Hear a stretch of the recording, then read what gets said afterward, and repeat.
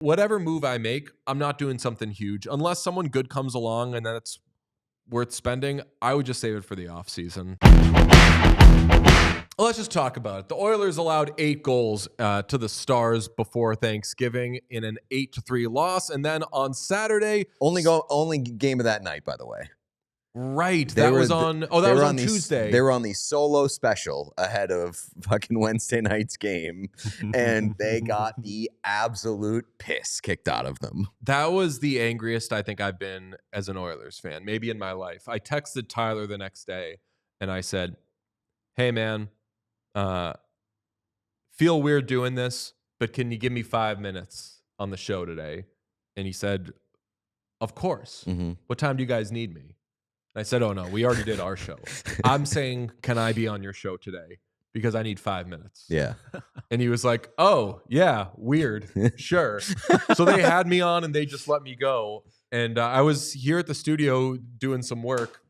And I just like took my phone and fucking banged it out and yelled. And basically what the crux of my thing was is like, if you watch that game and if you watch the Oilers have like 3 shots on goal in the first period, and you're screaming about just goalies after, I'm going to kill you. Just doing a lot of work there.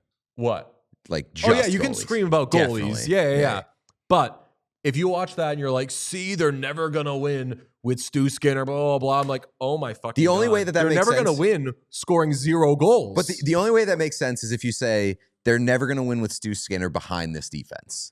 Like that, I can accept. Yeah.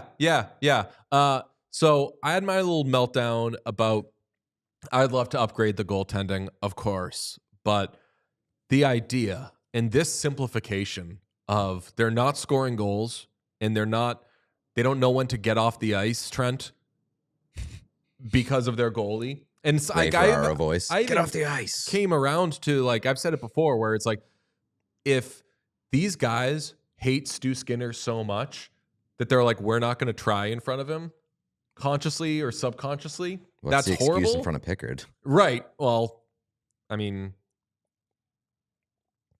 like I won't say I wouldn't try in front of Calvin Pitt, but like if they're thinking that way about Stu Skinner, then rationally they should think that way even more.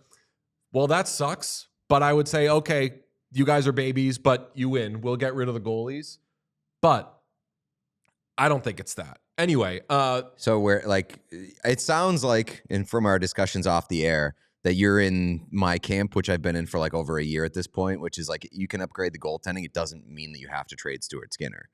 Upgrade the goaltending by upgrading the backup goaltender. Yeah, that's how I feel. The other side of this equation, by the way, is on Saturday, Stu shut out the Kraken and was really good. But also, they played well in front of him. So the biggest change that I saw between those two games is that they had their act together one game. The penalty kill against the Kraken on Saturday was outstanding. The Kraken were like 0 for 90 on the power play, and I know the Kraken are an amazing team, but they looked a little more adult, did the Edmonton Oilers. So yes, what do you do with the goaltending situation in Edmonton? Elliot Friedman on 32 Thoughts today says that the Oilers, quote, disagree with our hypothesis. The hypothesis being everyone thinking they've just got to move on. They've got to do something. Let me give you some stats. I do believe that they believe that. Or I do believe that they disagree with that. Explain. I mean, we've been saying this tandem needs to be changed for like over a year at this point. I think we firmly landed this summer. Can't run that tandem back. They said, we disagree. I am on the side of, by the way, if you make one move, do something with Pickard. Obviously, if there's something that can come along and you get rid of Skinner and you get a really good goalie, that's amazing. Right. But I'm afraid of the lateral moves. And I know that's something that's been echoed through either Bowman. I don't think he's said that exactly, but he's clearly talking to people who are saying the Oilers will not make a lateral move in goal. People are saying, well, a lateral move, you got the 2 worst goalies in the world. Isn't anything an upgrade? Let me give you some stats. There are 69 goalies who have played at least 5 games this season. In terms of save percentage, Stuart Skinner ranks 50th out of 69, which is very bad, but it is not 69th out of 69. Calvin Pickard, dead last in terms of save percentage. The Oilers are 3rd from last in goals against per game at 3.58. Shame on the Predators and Canucks for somehow being worse than that, because Edmonton has given up 9 goals in a game. They've given up 8 goals in a game. They have really stunk defensively. Now, as for the lateral move thing, remember what I said about goalies who played 5 games this season, save percentage? Yeah. Stu ranks 50th. Calvin Pickard ranks 69th. Jordan Binnington ranks 53rd. So if you're giving up anything of substance for any of these guys, a lot of them aren't better or much better. Well, I mean, yeah, but you have to also provide the context that Jordan Binnington is playing behind one of the worst defenses in the NHL as well. So if you're saying like don't make the lateral move because Jordan Binnington may not look any better behind this defense, I get it. But Jordan Binnington, as much as it pains me of all people to say it, is a better goaltending option than the 2 goaltending options that you have in Edmonton. I would think so, but I don't think that Binnington is better enough to, and like there's been no hard reporting on what the conversations have been, but I know the Blues fans, God bless you, you got some crazy thoughts where you're like, okay, fine, Bouchard for Binnington or whatever. Like Binnington at this point, I think should not be a costly acquisition. And if he is, I would say no. At this point, I'm kind of on Stan Bowman's side, and I would make the minor upgrade of calling up Connor Ingram, who has absolutely stunk in Bakersfield. 873 save percentage in 8 games. Harder to play in the A.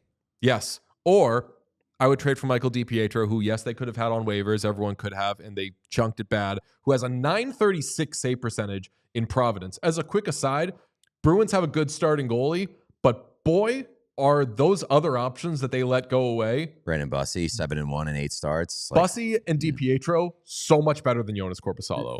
From a Bruins fan perspective, you want them to trade for Michael DiPietro. Like, what are they giving? Like, why at this point, like as a Bruins fan, I don't know if I want the Bruins to trade Michael DiPietro because Jonas Corposalo has not been very good. Yeah, you shouldn't want him to. You can have Corposalo. If you could have had DiPietro for free on waivers, I'll pay the asshole tax of giving up a 4th round pick or a 5th round pick for him. But like, are the Bruins doing that? Probably. They put him on waivers. But maybe smartly so. But anyway, like whatever move I make, I'm not doing something huge. Unless someone good comes along and that's worth spending, I would just save it for the offseason. UPL I would take. What's he, $5 million? Yeah. Yeah, but he hangs out with his friends after losing games. No, well, I don't know. I didn't see any friends. I saw women. Maybe new friends. New friends. Shout out. He said, yes, new friends. And then he went on to not have a single save in the next game. It's shameful. UPL I would take, by the way. A UPL Stu tandem would be Oops All Giants. I absolutely love that. Give me UPL. I'll take some sort of reclamation project. Yeah. But that's what I think Jordan Binnington is. I mean, I genuinely think at this point, I know that like the no lateral moves things make sense from a logical perspective. I feel like we've exited the point of logic in this situation. Any new body in that tandem, please. Just any fucking new body in that tandem. I think you've just hit the expiration date on them running those 2 guys out there over and over and over again and telling us that they have faith that it's going to work. It's just has exceeded that point. Was that thing about the players throwing a fit over potentially sending down Calvin Pickard, was that real? I don't know, but it's devastatingly plausible. Like it's I would believe it. Did you see while we're doing body language, did you see Stu after the game celebrating with his teammates? Mm-mm. Like the guys are coming down the line after coming over to him. There's been a lot of talk about goalies celebrating recently. That's true. And Hyman gets to him and they do this and then McDavid's like, Stuart. Still not following on Instagram. Letterkenny reference. Stuart. But that's my big answer to what do the Oilers do about the goalie and they have to do something is I would do something small. If you enjoyed this video, please subscribe to What Chaos here on YouTube. You will get everything, daily episodes, player interviews, and so much more. It's all here on the What Chaos YouTube. Hit subscribe.